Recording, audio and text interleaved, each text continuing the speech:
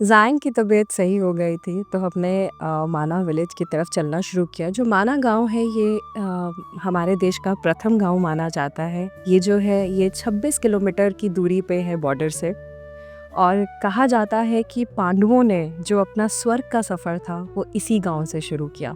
तो हमें बहुत अच्छा लग रहा था वहाँ पर पहुँचकर क्योंकि इतनी इसके साथ हिस्ट्री जुड़ी हुई है कि खुद को ही इतनी खुशी हो रही थी कि हम वहाँ पहुँच पाए and we were feeling very blessed.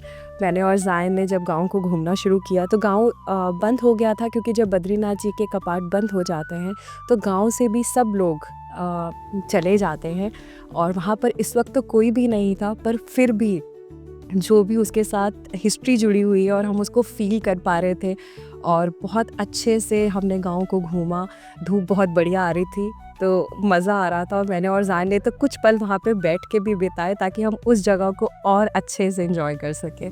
फिर हमने अपना सफ़र शुरू किया बद्रीनाथ जी का। जैसे-जैसे बढ़ते जा रहे थे कदम, उतनी ही अंदर से खुशी आ रही थी और जैसे ही पहले व्यू दिखा मंदिर का तो मैं बता नहीं सकती अंदर से कितनी खुशी हुई।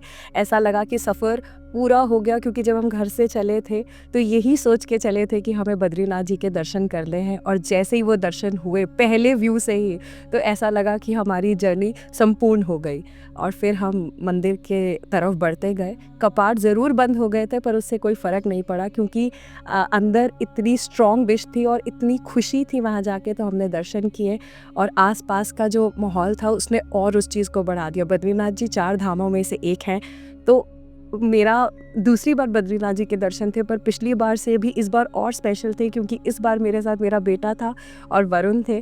तो बहुत खुशी हो रही थी कि हम लोग तीनों बद्रीनाथ कर पा रहे हैं। नीचे अलकनंदा नदी बहती हुई दिख रही थी, ठंडक बहुत बढ़ गई थी, बहुत ठंडा लग रहा था और उतनी देर में वहाँ पे हमें कुछ पुलिस वाले मिले जो वहाँ पे ड्यूटी पे रहते हैं और फिर उनसे हुई थोड़ी-सी गपशप। हाँ आप उधर गए, क्या हुआ? वो बिजली का हुआ है क्या बोलता हूँ? हाँ, वो ऊपर वाला पानी वाला ना।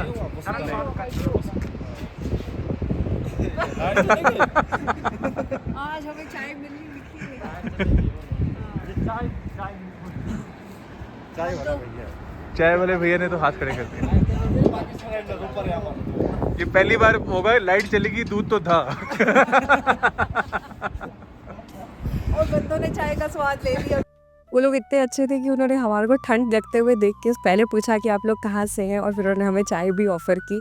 बहुत स्वीट जेस्चर था उनकी तरफ से और फिर उसके पास हम पहुँच गए तप्त कुंड पर। यहाँ पर माना जाता है कि इसमें बहुत मेडिसिनल प्रॉपर्टीज़ हैं और यहाँ पर जो पानी है वो 45 डिग्री सेल्सियस पर रहता है साल भर और मानते हैं कि अगर आप इसमें डुबकी लगाते हैं तो आप अपने सोल को प्यूरिफाई करते हैं। तो लोग जितने भी भक्तजन यहाँ पर आते हैं वो पहले तप्त कुंड में एक डुबकी लगाते हैं और उसके बाद बद्रीनाथ जी के दर्शन करते हैं।